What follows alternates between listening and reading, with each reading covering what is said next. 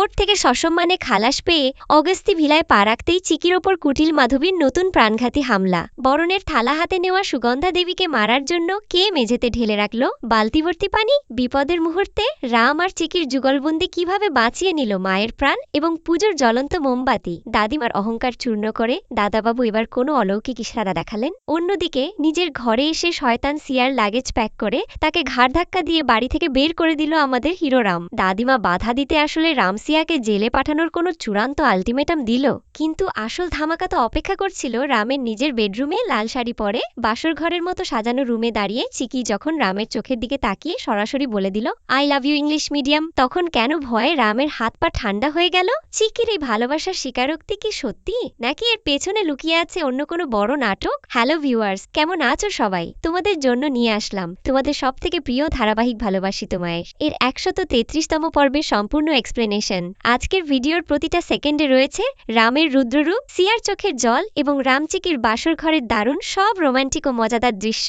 ভিডিওটি একদম স্কিপ না করে শেষ পর্যন্ত দেখো। আর যারা এখনো চ্যানেলটি সাবস্ক্রাইব করনি তারা এখনই সাবস্ক্রাইব করে বেল আইকনটি অন করে দাও। বন্ধুরা, পর্বের শুরুতেই আমরা দেখতে পাই অগস্তি ভিলার সদর দরজা, যেখানে নিধি খুশিতে নাচতে নাচতে চিৎকার করে বলে ওঠে, মা দেখো দেখো, ভাবি আর ভাইয়া একসাথে চলে এসেছে। নিধির কথা শুনেই দাদাবাবু ও সুগন্ধা দেবীর মুখে চওড়া হাসি ফুটে ওঠে। কিন্তু রাম আর চিকিকে এভাবে একসাথে সসম্মানে মাথা উঁচু করে বাড়িতে প্রবেশ করতে দেখে দাদিমা কামিনী দেবীর পুরো শরীর যেন হিংসায় আবারও জ্বলে ওঠে। পাশে দাঁড়িয়ে থাকা শয়তান সিয়া আর কুটিল মাধবীর মুখও ভয়ে ও অপমানে একদম ফ্যাকাশে হয়ে যায়। সুগন্ধা দেবী অত্যন্ত আনন্দিত হয়ে বলেন, আরে তোমরা দুজন এসে পড়েছ, খুব ভালো হয়েছে। তোমরা এখানে একটু দাঁড়াও, আমি বরণের থালা নিয়ে আসছি। ঠিক তখনই পর্দার আড়ালে এক নতুন চক্রান্ত শুরু করে কুটিল মাধবী। চিকিকে কিছুতেই এই বাড়িতে সহজে ঢুকতে দেবে না সে। মাধবী চুপি চুপি একটি পানির বালতির পাশে যায় এবং নিজের পা দিয়ে লাথি মেরে বালতির সমস্ত পানি সদর দরজার মেঝেতে ঢেলে দেয়।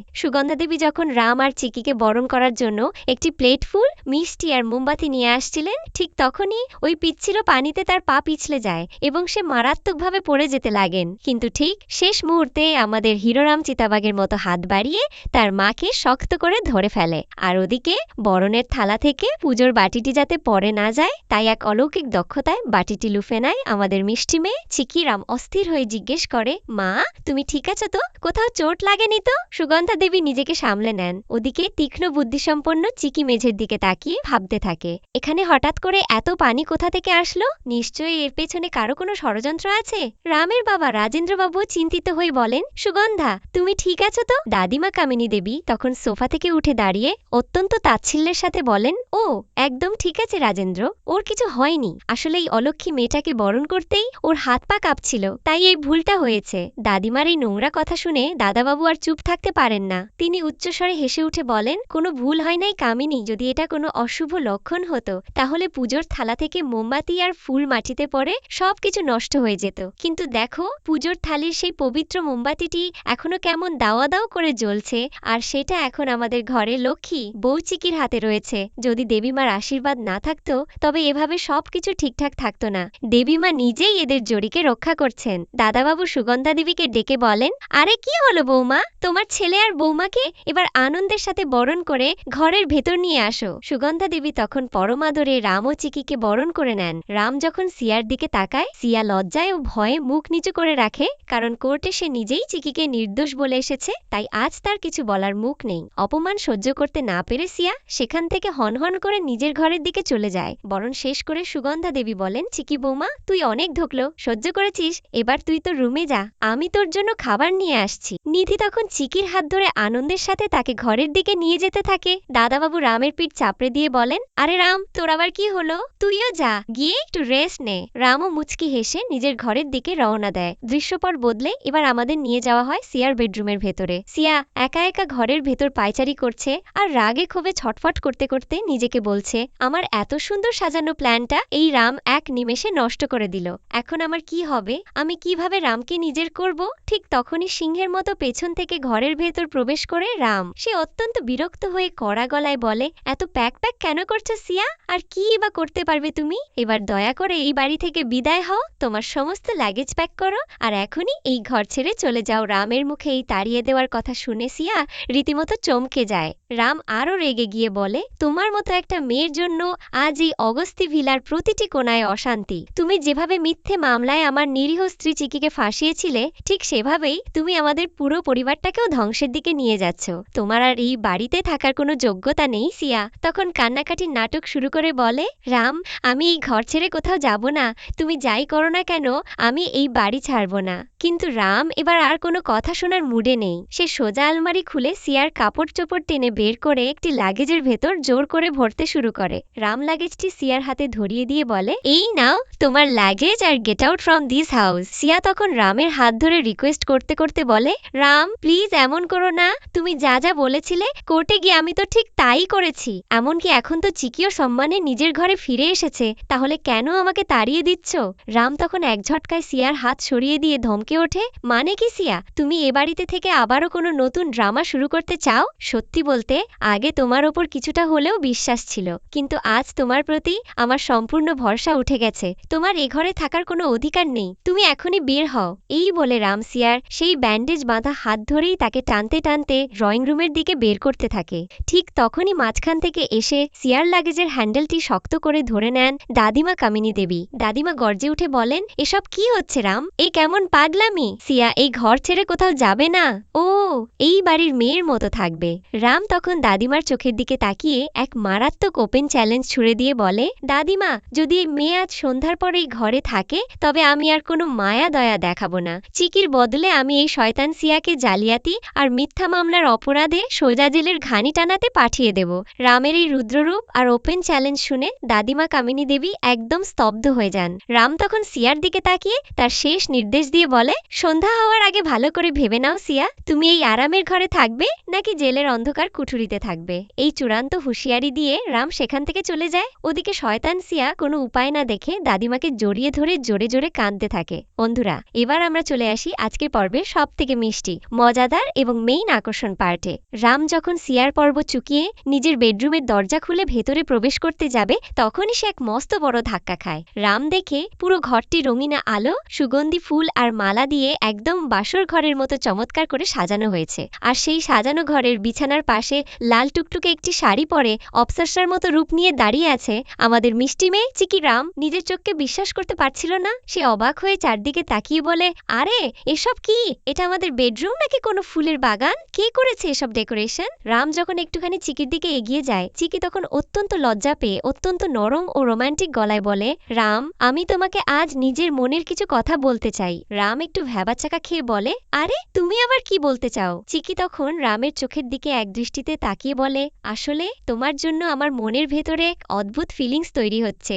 আজ আমার খুব মনে হচ্ছে তোমাকে একটু শক্ত করে জড়িয়ে ধরি, তোমার হাত ধরে সারাটা রাত অনেক গল্প করি। চিকির মুখে এই গভীর প্রেমের কথা শুনে রামের তো চোখ চড়ক গাছ। সে ভয়ের চোটে দুপা পিছিয়ে গিয়ে বলে, আরে চিকি তোমার কি হয়েছে বলো তো? তুমি ঠিক আছো তো, নাকি জেলের ভেতর থাকার কারণে মাথাটা খারাপ হয়ে গেছে? আমার মনে হচ্ছে তোমার শরীর একদম ঠিক নেই, আমি বরং এখনই ডাক্তারকে ফোন দিই। চিকি তখন মুচকি হেসে রামের দিকে আরো এক পা এগিয়ে আসে এবং অত্যন্ত আদুরে গলায় বলে, আজ কোনো ডাক্তারের প্রয়োজন নেই, ইংলিশ মিডিয়াম, আমি সম্পূর্ণ ঠিক আছে। আমি শুধু সারাটা জীবন তোমার এই ভালোবাসা, তোমার যত্ন আর আদর নিয়ে বেঁচে থাকতে চাই। আর এই কথা বলতে বলতেই চিকি আর কোনো দ্বিধা না রেখে সরাসরি রামকে বলে ফেলে, I love you Ram. Ram I love you. চিকির মুখ থেকে এই সরাসরি প্রেমের প্রস্তাব শুনে রামের হাত পা যেন ঠান্ডা হয়ে যায়। সে ধাক্কা খেয়ে সোজা বিছানার উপর ধপাস করে বসে পড়ে। চিকি তখন তার দিকে তাকিয়ে পরম ভালোবাসায় বলতে থাকে, সেদিন জেলের ভেতর তুমি আমাকে কোলে নিয়ে অনেক বড় বড় কথা বলেছিলে না যে তুমি আমাকে ভালোবাসো? আজ আমি নিজের মুখে বলছি আমিও তোমাকে বড্ড ভালোবাসি। রাম তখন দুই কানে হাত দিয়ে বাচ্চাদের মতো বলতে থাকে, আরে তুমি কি আস্ত পাগল হয়ে গেছো নাকি চিকি? না না, আমি কিছু শুনিনি, আমি তোমার কোনো কথা শুনছি না। চিকি তখন খিলখিল করে হেসে উঠে বলে, হ্যাঁ আমি পাগলই হয়ে গেছি, তোমার জন্য পাগল হয়ে গেছি। English medium, I love you, আমি তোমাকে অনেক অনেক ভালোবাসি। রাম তখন নিজেকে সামলে নিয়ে বলে, আরে সেদিন আমি জেলের ভেতর যা যা বলেছিলাম তা তো সিয়ার মুখ থেকে সত্যি বের করার জন্য একটা ড্রামা বা নাটক ছিল, তুমি তো দেখছি আজ সেটাকে সত্যি ভেবে সিরিয়াস হয়ে গেলা। চিকি তখন রামের এই সিরিয়াস মুখ দেখে নিজের মুখে হাত দিয়ে হঠাৎ কান্নার মতো অভিনয় করতে শুরু করে। রাম ভয় পেয়ে বলে, কি হলো আবার, তুমি কি কাঁদছো কাঁদছো নাকি চিকি? প্লিজ, দোহাই তোমার, তুমি কেঁদো না। ঠিক তখনই চিকি নিজের মুখ থেকে হাত সরিয়ে দিয়ে সজোরে হেসে ওঠে। চিকি হাসতে হাসতে বিছানায় লুটিয়ে পড়ে বলে, আমি একটুও কাঁদছি না। হা হা হা, তোমাকে কেমন বোকা বানালাম বলো তো ইংলিশ মিডিয়াম? তোমাকে শুধু একটু ইমপ্রেস করার জন্য আমি এই ভালোবাসার নাটক করছিলাম। রাম তখন হাফ ছেড়ে বেঁচে রেগে গিয়ে বলে, ও তার মানে তুমি এতক্ষণ আমার সাথে যা যা করেছো সবটাই তোমার সাজানোর ড্রামা ছিল। চিকি তখন রামকে খেপানোর জন্য মাধবী আন্টির গলার আওয়াজ নকল করে বলে, তুমি তো দেখছি আজ একদম আমাদের মাধবী আন্টির মতো কথা বলছো, যেমন চিকি হা হা হা।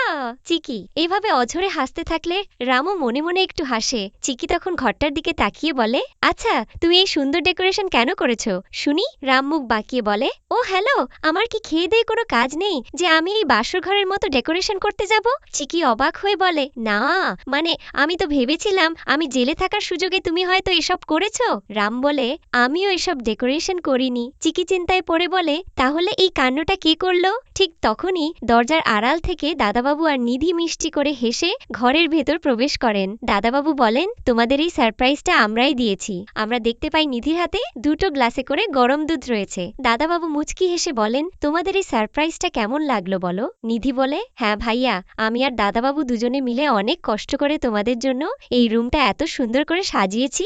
এখন বলো তোমাদের কেমন লাগছে?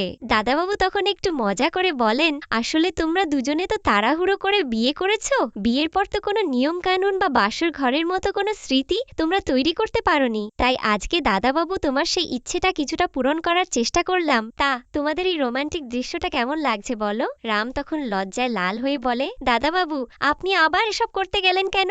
ওদিকে আমাদের মিষ্টি চিকি তো লজ্জায় একদম মাথা নিচু করে শাড়ির আঁচল খুঁড়তে থাকছি ও রোমান্টিক চোখের চাহনির মাঝেই শেষ হয় আজকের এই দারুণ ধামাকা পর্ব। বন্ধুরা, রামের এই চরম হুমকির পর শয়তান সিয়া কি সত্যি আজ সন্ধ্যার আগে অগস্তি ভিলা ছেড়ে চলে যাবে, নাকি দাদিমা কামিনী দেবী সিয়াকে বাঁচানোর জন্য নতুন কোনো নোংরা চক্রান্ত শুরু করবেন? আপনাদের কি মনে হয়? জলদি আমাদের কমেন্ট বক্সে লিখে জানান। ভিডিওটি ভালো লেগে থাকলে অবশ্যই একটি লাইক দেবেন এবং সুন্দর একটি কমেন্ট করে আপনার ভাইয়ের উৎসাহ বাড়িয়ে দেবেন। ধন্যবাদ।